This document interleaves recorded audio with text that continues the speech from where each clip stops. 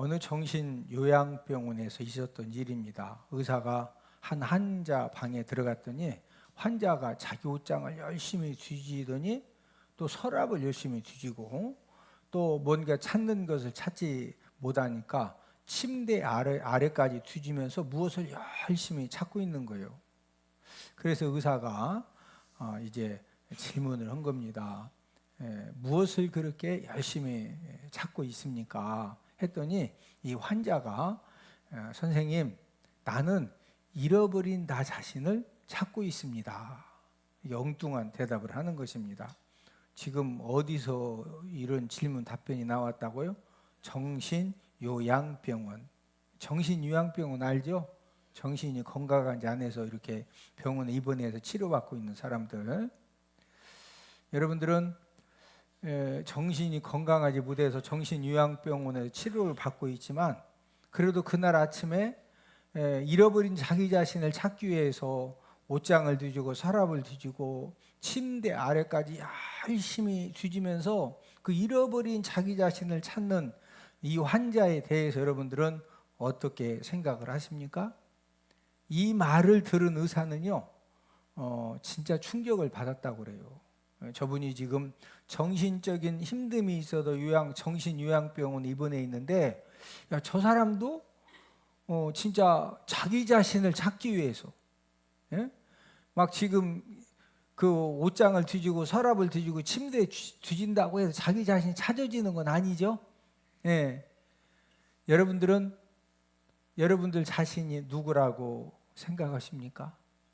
여러분들은 누구예요?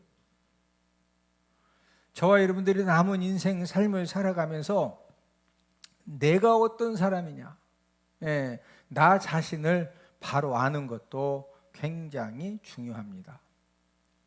장애자라는 말이 있습니다. 시각장애자, 청각장애자. 보지 못하는 사람은 시각장애자이고 듣지 못하는 사람은 청각장애자입니다. 신체 중에서는 한 부분만 고장이 났어도 이제 그 사람을 신체 장애자라고 하는데, 세계적으로 이 장애자에 대한 인식이 굉장히 많이 좋아졌죠. 옛날에는 이 장애자에 대해서 비하 용어도 많이 사용했습니다. 그래서 가장 많이 썼던 용어가 이제 병신이라는 그런 용어, 또 뭐 머저리. 그래서 또 성한 사람도 자꾸 이상한 행동하면은 병신이 꼴값하네, 뭐 육값도네, 그런 용어 많이 들어봤죠? 만약에 건강한 사람한테, 육체가 건강한 사람한테 병신이 꼴값하네, 병신 육값도네, 뭐 병신이 뭐 지은 니을하네, 이렇게 하면은요, 이게 이제 그냥 듣는 사람 기분 나쁘고 마는데, 진짜 육체적인 장애 있는 사람에게 그런 비하 용어를 쓰면은 바로 명예훼손으로 고소 고발을 당하고 형사 처벌도 받아야 됩니다. 그래서 우리가 그런 말도 지금은 육체가 건강한 사람한테는 막 화났을 때 그런 말을 해도 되는데, 진짜 육체가 조금 장애 있는 분들은 그런 말 했다가는 뭐 당한다? 고소 고발의 형사 처벌을 받게 됩니다. 육체 장애자보다 지금은 어떤 장애자가 더 많아졌느냐? 이 정신 장애자들이 더 많아졌어요. 그래서 이제 이 정신이 고장난 사람이 정신 장애자입니다. 정신이 어떻게 고장나느냐? 유전적으로 고장난 사람이 있죠. 아버지도 정신이 고장났고 어머니도 정신이 고장나서 이렇게 결혼을 해서 아이를 낳으면은요, 유전자 자체가 이 정신적으로 조금 약함이 있기 때문에 자녀들은 뭐 거의 이렇게 정신이 고장납니다. 이렇게 선천적이죠, 유전적이죠. 또 후천적으로 어떤 감당할 수 없는 충격을 받았다든지 그런 일들을 통해서 또 환경적으로 너무 힘들고 어렵다 보니까 이제 후천적으로 정신이 고장나서 이 정신 장애자가 된 사람들도 있습니다. 지난주 목요일 날 14살 이 중학생이 국민의힘에 배현진 그 여자 국회의원을 호주머니에 준비한 돌을 가지고 머리를 몇 번 내려쳤느냐? 17번 내려친 뒤에 현장에서 체포됐습니다. 호주머니에 있던 돌을 가지고 이 배현진 여자 국회의원을 가격을 하기 전에 두 번이나 질문을 했다고 그래요. 배현진 의원이죠. 그러니까 이제 이 국회의원은 이제 어린 학생이 물어보니까 맞아요. 배현진 국회의원이죠. 네. 말도 이쁘게 한 거죠.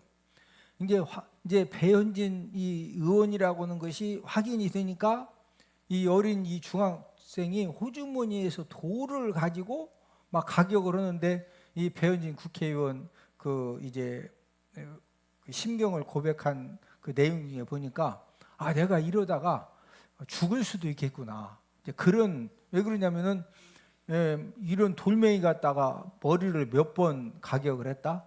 17번이요. 7번도 아니요. 17번을 막. 다행히도 이제 그 의식은 잃지 않았는데 여러분 14살이면 중학교 1학년이거든요. 여러분 어떻게 중학교 1학년이 현지 국회의원을 돌로 막 17번씩 가격을 할 수가 있습니까?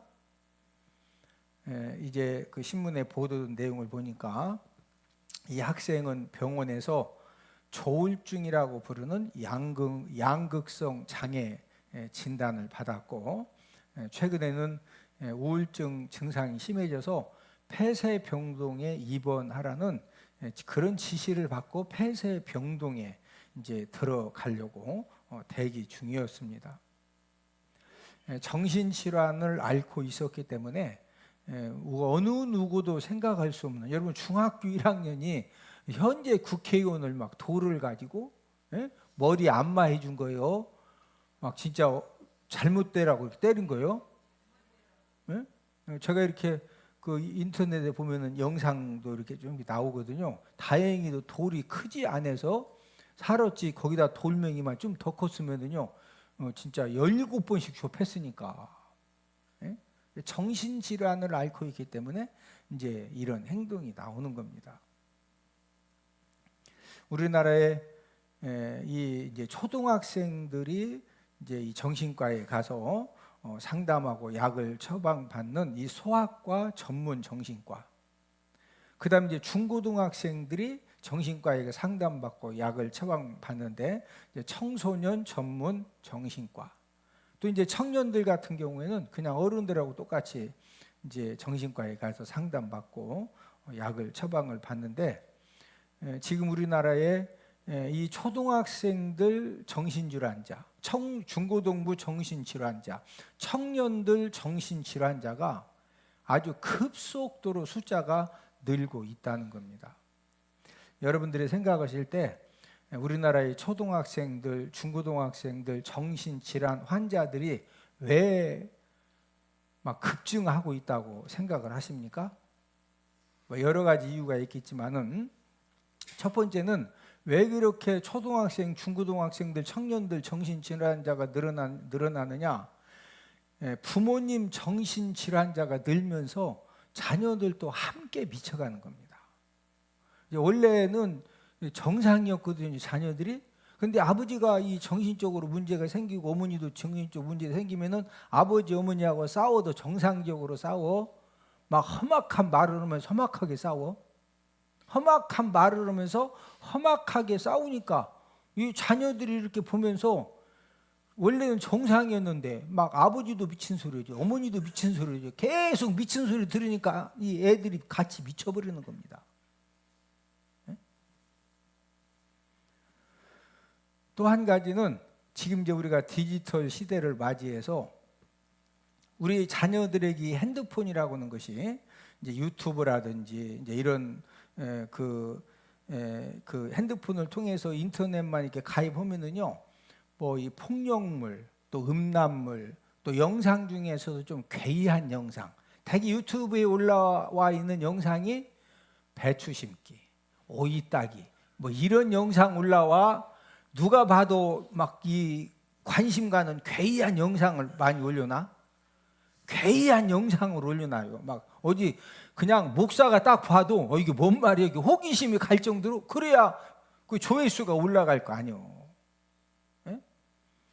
그러다 보니까 요즘 우리 이 자녀들, 초등학생들, 중고등학생들, 청년들이 이 이제 유튜브를 통해서 막 시간만 되면은 거기다 이제 웹툰까지 이제 가세했다고 그랬죠. 막 폭력물에 음란물에 또 막 괴이한 영상들이 많이 올라오니까 여러분 꼭 이거 알으셔야 돼요. 어른이건 애들이건 자꾸 이런 유튜브를 통해서 폭력물, 음란물을 많이 보고 괴이한 영상을 많이 보면 볼수록 첫 번째 눈빛이 이상해집니다. 뭐가 이상해진다? 눈빛이. 여러분 요즘 중고등학생들 봐봐요. 눈빛이 이상해. 예? 눈빛만 이상해지는 것이 아니라 자꾸 시간만 되면은 이런 폭력물, 음란물, 괴이한 영상들을 많이 보면 볼수록요 눈빛이 이상해. 나중에는 정신까지 이상해져. 예? 그래서 요즘 이렇게 중고등학생들이 설교 시간에 딱 앉아가지고 설교만 제대로 들어도 그런 자녀들은요 앞길이 열립니다. 근데 이게 앉아서 설교를 못 들어. 왜? 핸드폰 있으니까 지금도 어떤 사람은 막 이거 지금 계속 눈치 제가 딱 보면은요 설교를 잘 듣는지 핸드폰 하는지 제가 알까 모를까? 내가 안 보려고 해도 다 보여. 네?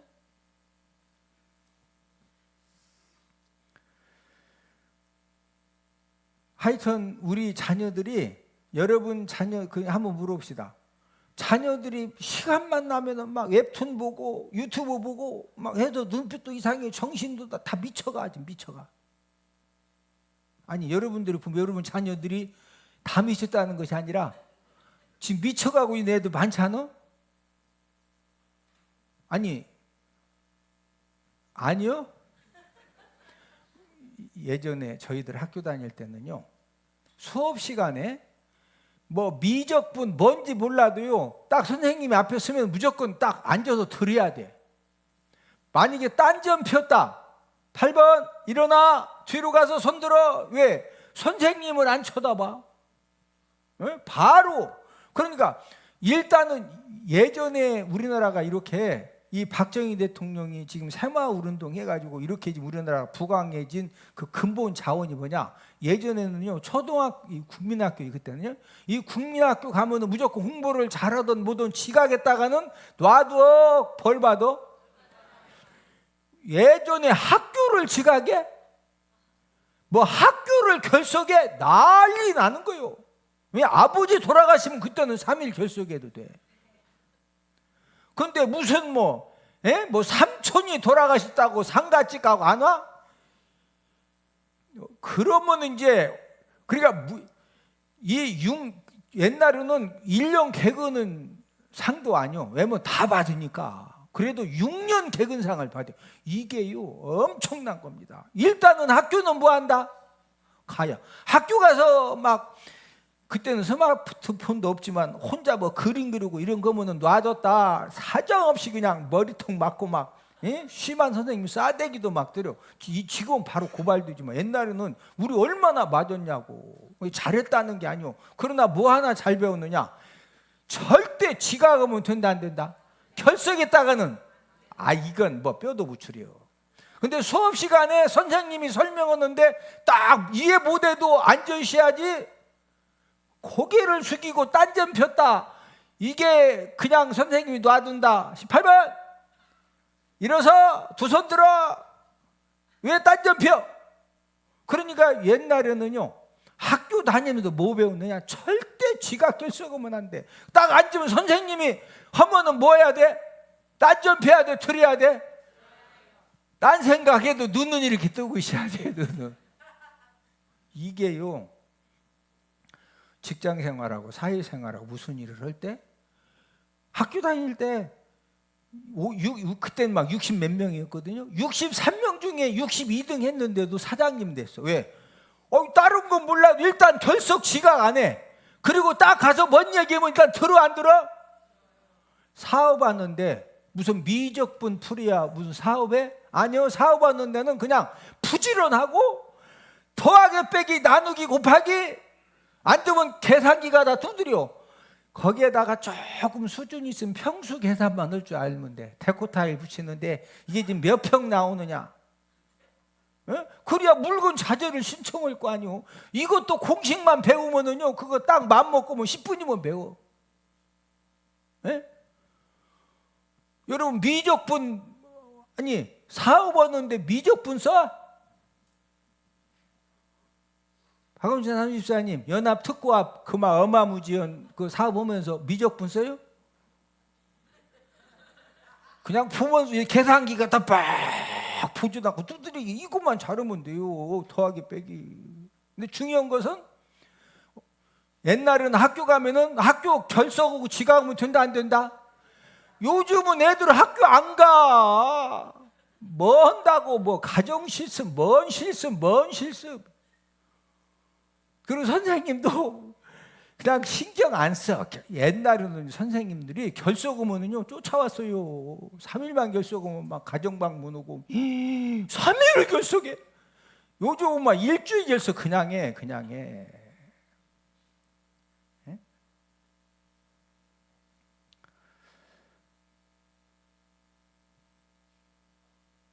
자, 육체적인 장애도 있는데 무슨 장애도 있다? 정신 장애도 있다. 예. 요즘 우리 자녀들이 정상적으로 지금 잘 큰다. 막 정신적으로 미쳐가고 있다. 제 용어가 좀 세지만 사실이에요. 보면은 너무 안타까워. 아니 기본만 되면은, 예? 여러분 기본만 되면은요 우리 인생에 기회가 얼마나 많이 오는지 몰라. 근데 맨날 핸드폰 가지고 아니 집중을 10분을 못 한다니까. 막 틈만 나면은 막 하고 뭐고. 회사 가서도 이러면서도 틈만 나면 막 이러고. 손님이 와서 뭐 물어봐도 막 뭐 하느라고. 예예예. 이래 가지고 벌써 딱 앉아 있다가 손님이 오시면 바로 일어나. 어쩐 일로 오셨냐고 딱 해도 힘든 판에 두드려야 예예 언니.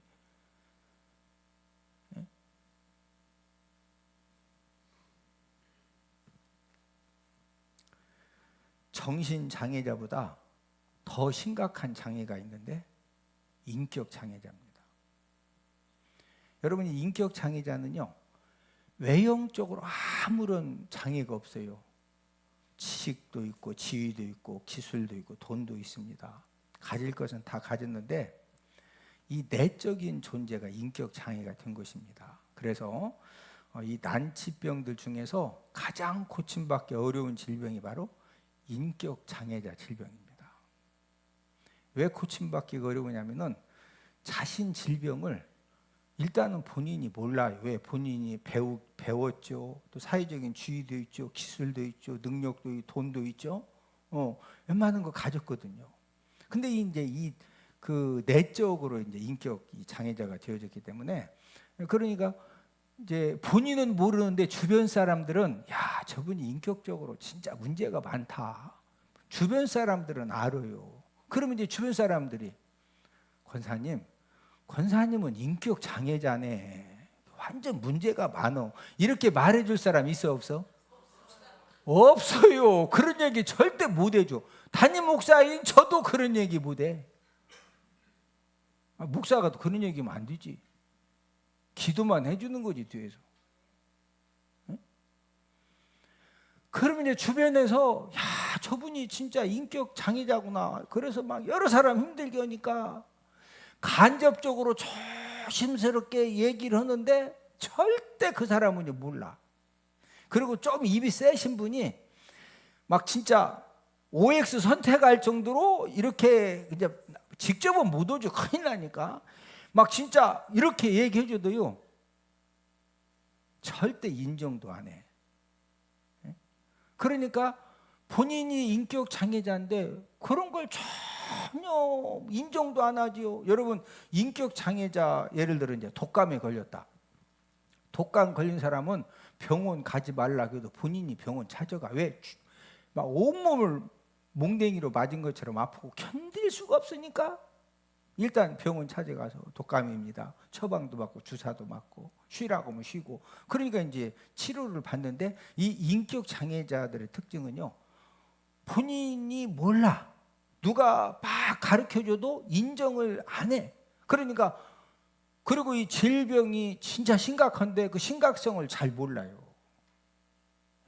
그러다 보니까 치료받는 길이 거의 드물다고 봐야 돼요.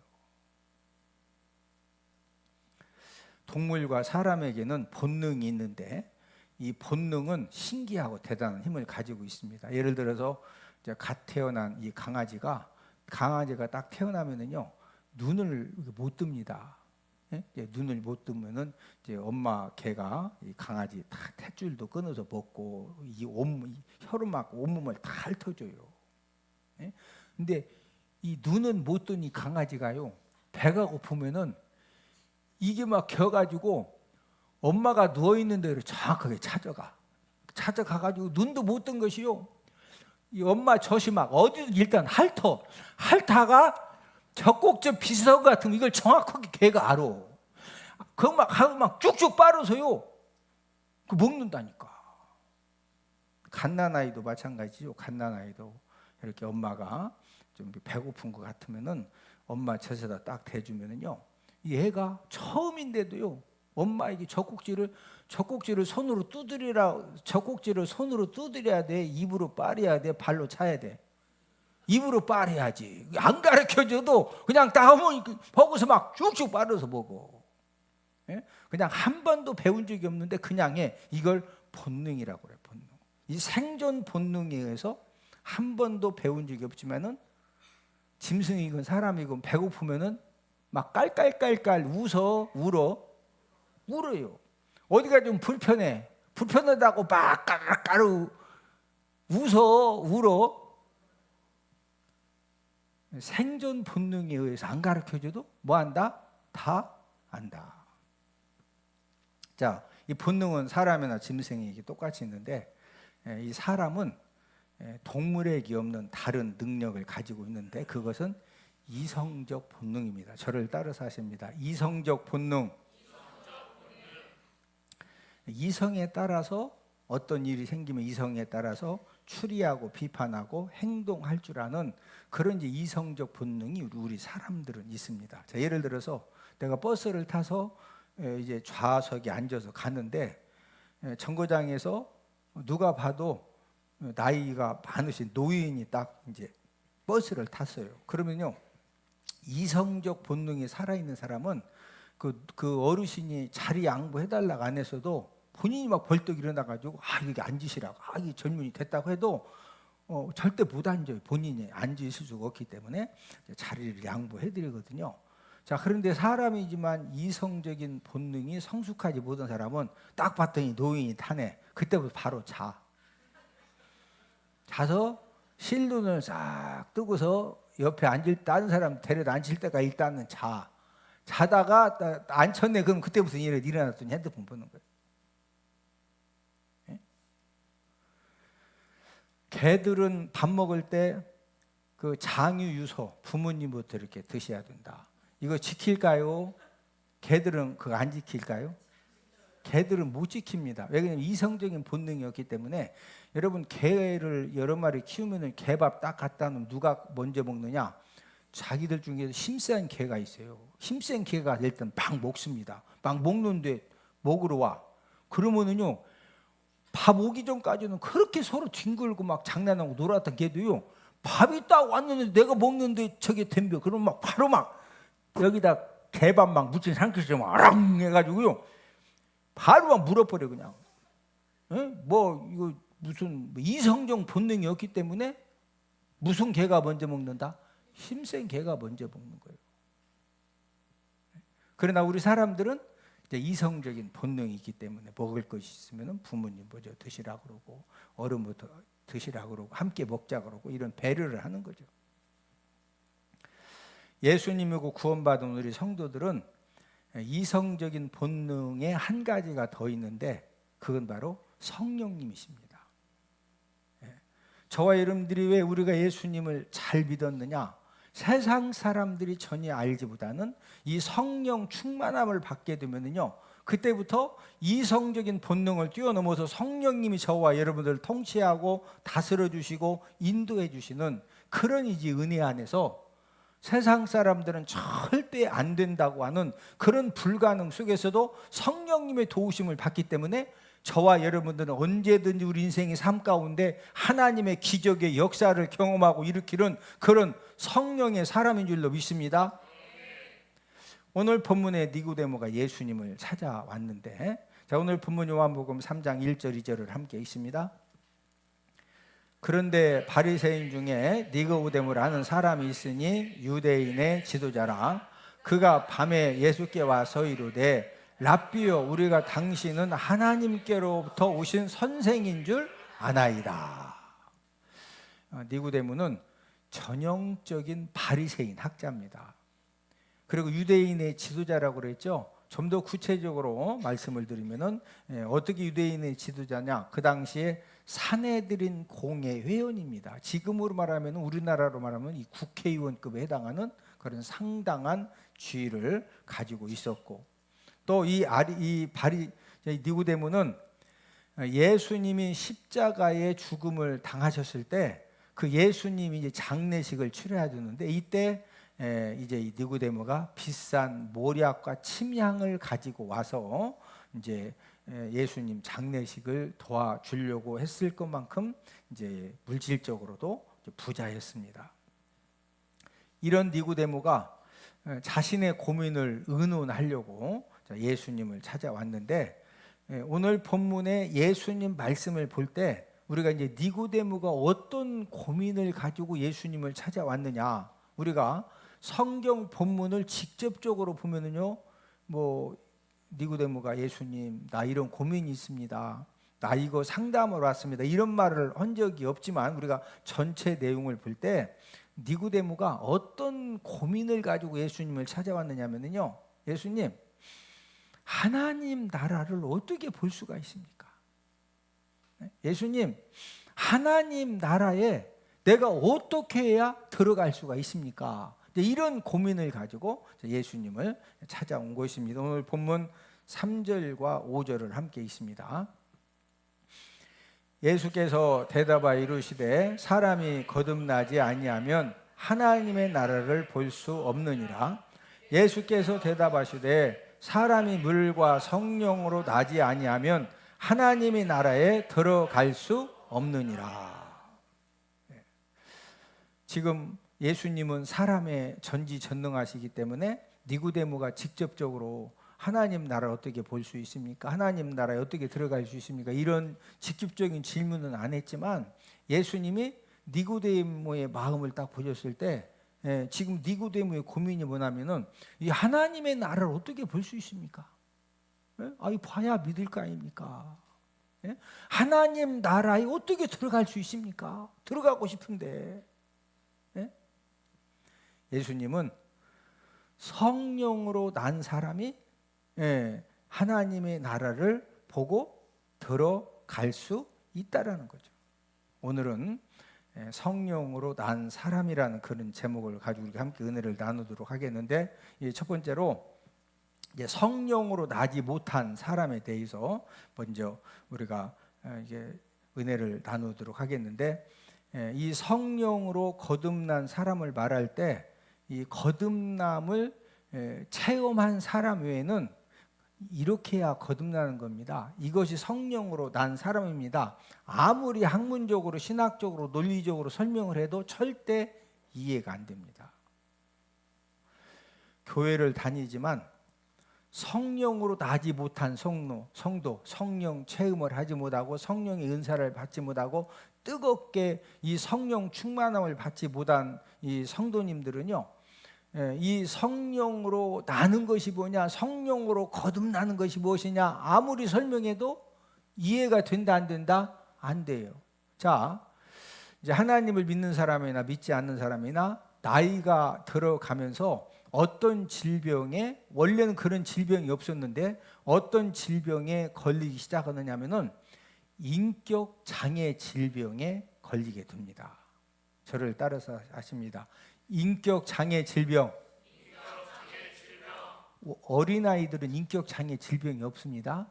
이제 나이가 15살 이상 되면서부터 서서히 지금 나이가 좀 낮아가고 있는데 인격 장애 질병에 이제 걸리게 되는데, 자, 인격 장애 질병에 걸리면은 그 인격 장애 질병을 가지고 예수님 믿는 사람들은 교회를 그냥 다니는 거예요.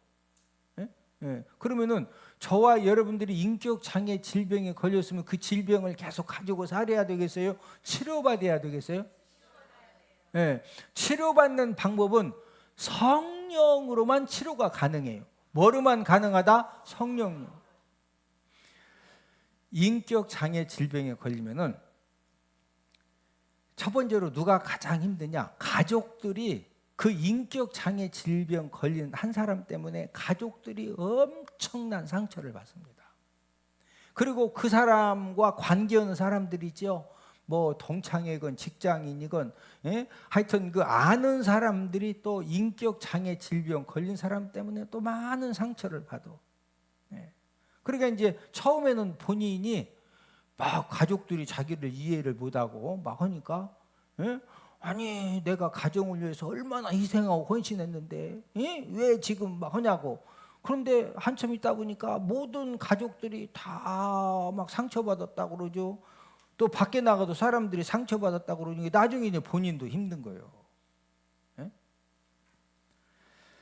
그러면 인격 장애 질병 중에서 이제 대표적인 그 인격 장애 질병을 먼저 이렇게 몇 가지 살펴보겠는데, 첫째는 편협적인 인격 장애를 갖고 살아갑니다.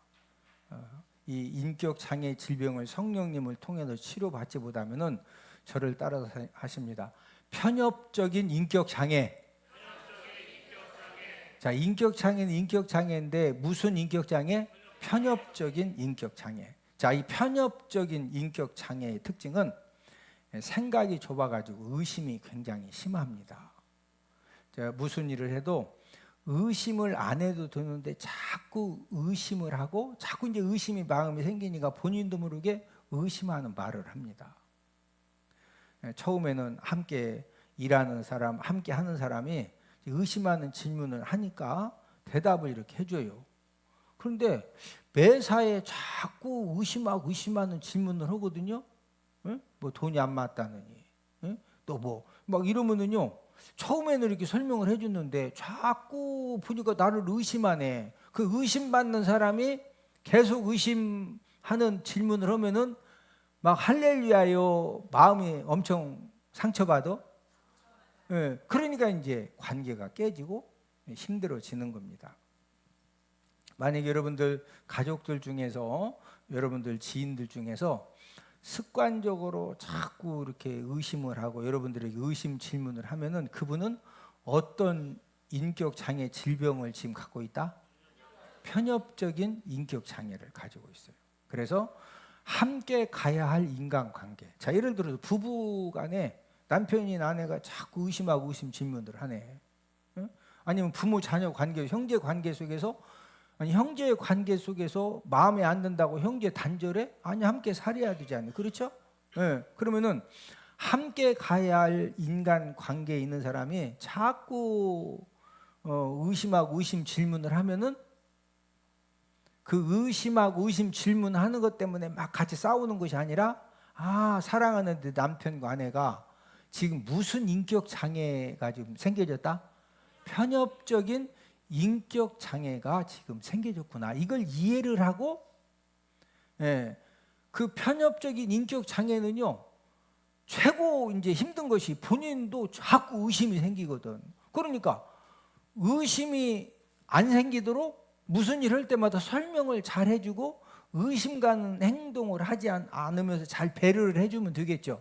아니 부부간에 함께 살아야 되는데 자꾸 의심하고 의심 질문한다고 안 살아? 살아야 되죠. 살아야 되니까 자꾸 의심하고 의심 질문을 하면은 지금 사랑하는 내 남편과 아내가 어떤 인격 장애 질병에 걸렸다? 그러니까 자꾸 그런 의심이 안 생기도록 설명도 잘해주고 요즘 얼마나 좋냐고. 자꾸 의심하니까 그 뭐 카톡 가지고 찍어서 뭐 영상 통화하다고 여기 지금 봐 여기 친구들 같이 있어. 또 뭐 자꾸 뭐 사진 찍어서 분위기 좀 같이 있다고 왜 자꾸 의심하니까 이해 드세요? 이 편협적인 인격 장애 질병을 가진 사람들이 잘 걸리는 병이 의처증, 의부증입니다. 왜냐면 자꾸 이제 그러니까 부부관계에서 자꾸 이제 의심하는 거죠. 그래서 제가 이렇게 많은 환자들을 만났는데 이제 최고로 이렇게 무서운 이 병이 의처증, 의부증입니다. 이 의처증, 의부증에 걸리면은요, 이제 상식적으로 의심을 하는 것이 아니라 소설을 써가면서 자꾸 의심을 해요. 소설을 써가면서. 저런 상황에 절대 저런 의심 질문을 할 수가 없는데 이 의처증, 의부증에 걸리면은요, 진짜 막 이 소설을 써가면서 이제 의심을 하고 자꾸 질문을 하니까 순교자적인 자세가 아니면은 진짜 함께 산다는 것이 굉장히 이제 힘든 그런 상황이 되어지는데 그래도 요즘은 핸드폰이 있으니까 어디 갈 때마다 자꾸 이렇게 사진 찍어서 보내주고 카톡 이렇게 영상 통화도 하고 여기 지금 뭐 걱정하지 마 다 이렇게 아는 이렇게 자꾸 확인시켜주면 되겠죠. 요즘은 세상이 좋아져서 그리고 이 편협적인 인격 장애를 가진 사람은 또 이제 어떤 특징이 있느냐? 극단적으로 이기적인 삶을 살아갑니다. 그래서 국가, 사회, 이웃 또 이렇게 가정이 어떤 공동체 이득이 있느냐 이것이 중요한 것이 아니라 당장 내가 잡고 찾을 수 있는 자기 이익만 생각해요. 그러니까 이제 이 편협적인 인격 장애가 이제 질병을 가진 사람하고 무슨 일을 하다 보면은 누가 봐도 이런 상황에 서로 희생하고 헌신하고 협력해야 되는데 나는 내 목만 챙기겠다는 거예요. 그러니까 서로 협력하면 문제를 잘 풀어갈 수 있는데 막 극단적으로 이기심이 있어가지고 이거 말도 안 되는 욕심을 부르면 나 혼자만 일단은 내 본전만 내 원금만 막 달라는 거예요. 막 제가 이 말하면 생각나는 사람 있죠. 말은 하지 말고. 근데 이런 사람들은 소탐대실합니다. 소탐. 당장 눈앞에 있는 것만 막 욕심 부리고 찾으니까 큰 것은 다 잃어버리는 거예요. 여러분 우리가 인생을 살다 보면은 작은 것을 희생하고 헌신하고 섬겨주고 손해 볼 줄도 알고 그래야 큰 것도 얻는 겁니다. 근데 그냥 이 이제 편협적인 인격장애 질병에 걸리면은요, 막 진짜 비상식적으로 욕심을 이기적이니까 이러니까 이제 많은 사람들이 한번 딱 이렇게 경험을 하면은 말은 못 하지요. 당신이 왜 이렇게 이기적이냐? 그것도 이제 조심스럽게 한마디 더 이상 못 하는 거죠. 그 일 끝나고 나면은 절대 그 사람하고 함께 한다 못 한다 못 해요. 이제 그러다 보니까 이제 인심을 다 잃어버리는 거죠. 이제 성도들도 편협적인 인격 장애를 가지고 살면은 갈수록 축복의 문이 다 막혀집니다. 하나님과의 관계에 축복의 문이 다 막혀지고 그 다음에 인간관계도 전부 다 망가지는 거예요. 여러분 하나님의 이 말씀을 들어도 의심이 이 편협적인 인격 장애가 있는 사람은요 그 하나님의 말씀을 그냥 순수하게 아멘 하는 것이 아니라 자꾸 이렇게 의심하는 거예요. 안 좋은 쪽으로. 온전한 11조 들어야 하나님이 물질의 복을 주십니다. 이렇게 하면은요 이렇게 보통 사람은 맞아. 내가 온전한 11조 생활에 하나님 앞 물질의 축복받지. 이런 사람들이 반면 어떤 사람은 또 담임 목사님이 또 11조 설교하시네. 거기서 막 마음에 막 확 상해. 여러분들은 온전한 11조 드려야 물질의 복을 받습니다. 이 설교를 딱 들으면은 아멘이셔. 마음이 확 상해. 마음이 확 상한다. 편협적인 인격 장애 증상이 조금 있는 거예요. 많지는 않고 조금 있는 거예요, 조금. 그러니까 축복의 씨앗을 절대 심지 못합니다. 여러분 우리가 믿음 생활하면서 교회에서 하나님 아버지 앞에 우리가 축복의 물질을 씨앗을 심을 때가 있잖아요. 교회에서 본 일 할 때 그렇죠? 그러면은 이 편협적인 인격 장애가 있는 분들은요 절대로 이 축복의 씨앗을 절대 못 심어. 아니, 목사님이 헌일이니까 목사님 알아서 하시면 왜 자꾸 우리 심으라고 그러냐.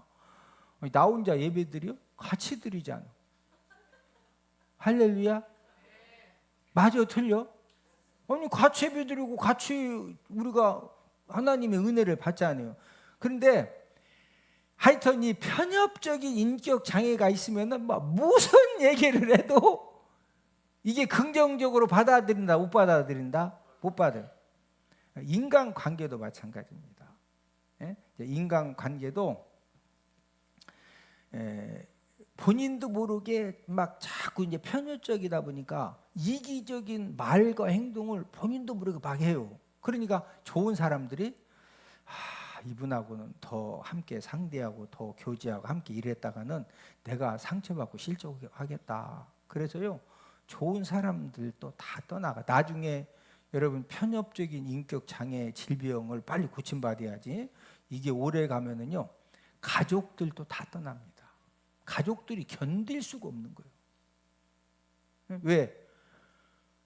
막 이 가족들이 옆에 갔다가는 언제 또 상처를 받을지. 그러니까 본인은 막 이기적으로 생각하고 이기적으로 말하고 이기적으로 행동하고 나밖에 모르고. 그런데 본인은요, 가족을 배려한다고 생각해. 가족을 뭐 한다고 생각한다? 그러니까 막 가족들도 아버지 그러니까 우리가 다 힘들잖아요. 아버지 그렇다고 해서 아버지 편협적인 인격장애인 질병자 같아 이러면 이제 막 눈탱이 밤탱이 되니까 그런 말 누가 해 못해. 그냥 아버지 좀 제발 좀 이렇게 좀 잘했으면 좋겠어요. 조심스럽게 이렇게 하고 저렇게 얘기해도 인정한다 안 한다? 내가 가족들을 위해서 내가 이렇게 희생을 했는데 이걸 몰라준다고. 내가 너희들 먹이 살리려고 내가 새벽부터 회사 출근해가지고 내가 막 퇴근한 다음에 또 내가 배달까지 했다. 학비 마련을 하고. 그런데 나보고 옆 사람 얼굴 한번 쳐다봐. 얼굴을 보니 좋아 보이십니다.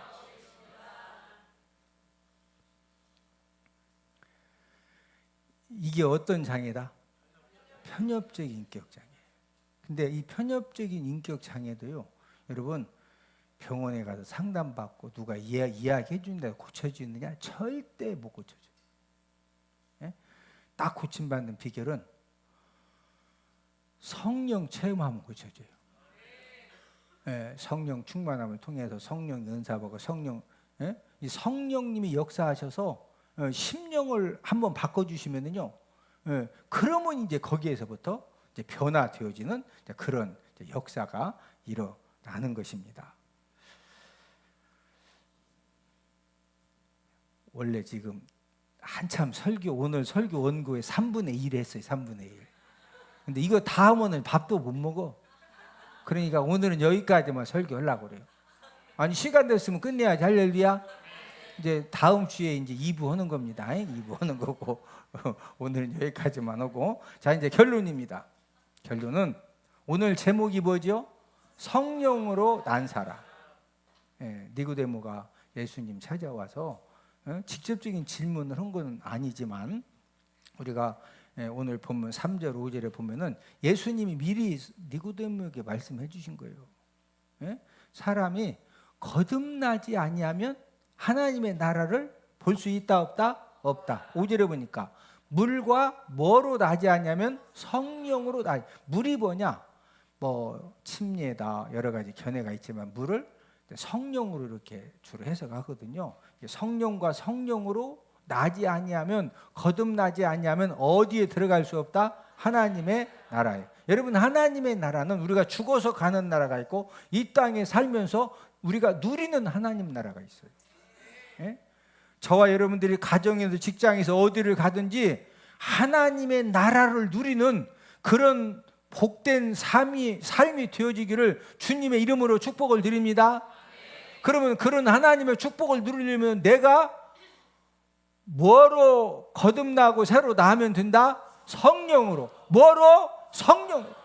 여러분, 내가 바뀌어지면은요, 나 한 사람만 바뀌어지면은 모든 것들이 전부 다 변화되고 바뀌어지면서 하나님의 역사가 거기서부터 일어나는 거예요.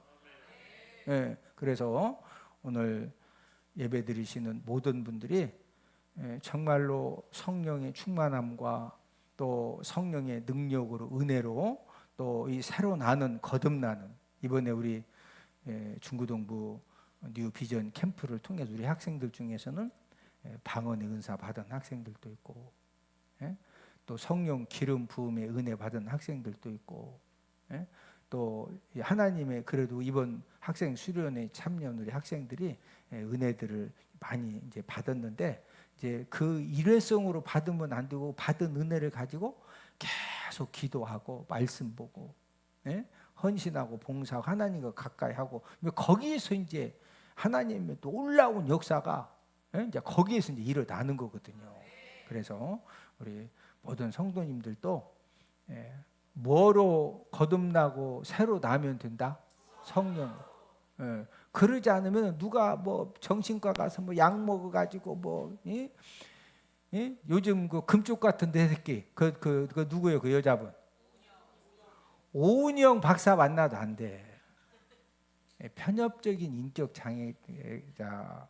제가 이제 몇 가지 또 있는데 이게 되면은요, 오은영 박사 만난다고 되는 게 아니요. 그 애들이니까 이렇게 아무것도 모르니까 그래도 좀 이렇게 하는 어른들은요, 이게 진짜. 그러나 뭐로 나면?